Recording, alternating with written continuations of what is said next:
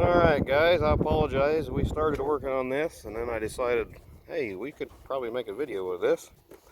These baskets on the back of this machine, it's the Glencoe soil finisher. These baskets are pulled by this goofy bushing in here, and I can't really swing them because it's sitting on the ground. But anyway, they're all sorts of wore out inside there. You see there's all kinds of clay, and it's rubbing on that housing on that side. And in turn, it allows the basket to kind of shove to that side.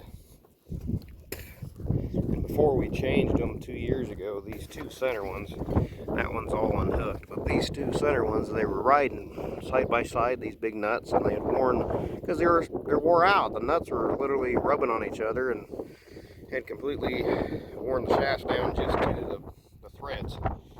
So we put new shafts in them, but we didn't put the bushings in. I simply slid that one ahead a little ways and kind of got them offset, but that didn't fix the problem. That just kind of put a band-aid on it. And this shaft over here had completely worn the shaft down to like nothing. I mean, it was still holding and everything, but it was all messed up. It worn this pipe down to where the bearing was kind of, it looked like a taper, but it's not supposed to be. It's supposed to be a lip there where that bearing sits up against that. And I had some pipe stock in the shop.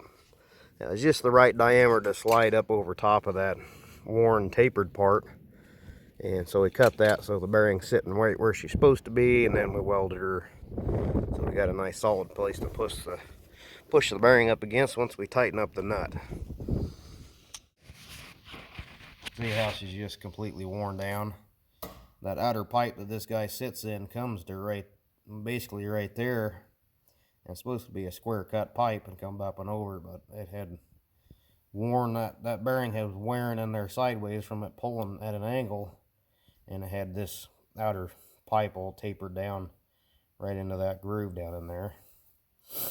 So by taking my pipe stock and just cutting a little, basically about a 1/4 inch piece of pipe, we slid that up over top of that old tapered piece on the piece that this goes in, and that gave us a nice, nice ledge for that bearing to press up against. Otherwise, it was gonna come up in here a long ways, and then everything, all the measurements would have been out of whack. You can see we've got, I guess I'm in the light, this one's done, and that one up there is done. Working on the last two right now. And I'll show you what that looks like here in a second. So it's not a terrible lot of work, but we just got to drop the baskets down off the pulling arm. I don't know what the hell you call that arm. I call it the pull and support arm. See, she's pulled by the bushing arm. So we drop this off, take this piece off, and this, we take that whole piece up to the shop and knock it all out and weld her up, and yeah, make them a whole lot better. So you can see the old bushing has got a pretty good amount of play in there, and then coupled with the bolt inside there, it's just wallering all over the place.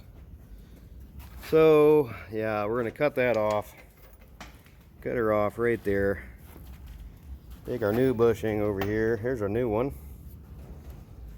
See, that's nice and tight. We'll get that cut off and weld that back in place. Here's one that's already cut off. Weld it right back on there. And you can see inside our cup, inside our arm, yeah, that's no good either. That's from the older bushing just wallering around, and we're gonna have to weld that all up and grind her back smooth. Woo! Man, that one there, that's really bad. Holy shit. That one's not as bad. That's kind of what most of them been looking like. Well, maybe a little bit worse, but holy cow, that one there. And check out the bushing that came out of that guy. Where'd it go? Down here. Oh, man. Yeah, I mean, it was hammered pretty good. Anyway, yeah, we just cut those off right there. That's basically the end of the bar stock anyway, so we just slice it right down through the weld.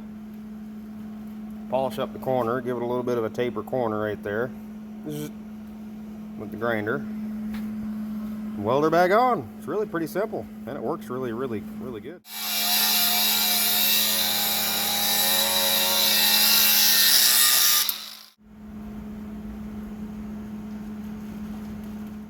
There's what it looks like once we get her replaced and welded back in place. I'm not a professional welder by any means, but that's a pretty decent weld. See, we don't have any wiggle in there anymore. Once we get this bolt tight, it'll squeeze that inner bushing in there, press it against the two housings so that the inner bushing can't spin, and it's just pivoting off of the outer bushing, which is how it's supposed to be. And that's a thick one. She's welded solid there, so she can't wiggle. So now we just got to get this reinstalled here back underneath the pipe and hanger and all that rubbish. It's dark now, but we've got her all done. Man, I'm sure glad to have all them bushings replaced in there. Those were starting to drive me nuts over the last couple of years. They float together and really, I mean, it didn't really affect the function of it because they still were beating up clods and doing the job appropriately, but they're, you know, you just hate to see shit getting worn out. So anyway, it's a good time to get them all fixed up and get her done. And that's pretty much it for this. We've got a couple shovels to get replaced. One of them got broke. I don't know if we hit a big rock or a stick or something on that new farm, and all those stumps that were out there might have hit a root or something and broke one. But pretty much it. And this big rig is ready to go back to the fields, which we're not quite ready, but I do have some custom work to do, and it'll be nice to get some footage of that here pretty quick. It's supposed to be coming up this week, so yep, that'll be fun. Anyway, thanks for checking out this, guys. Catch you later.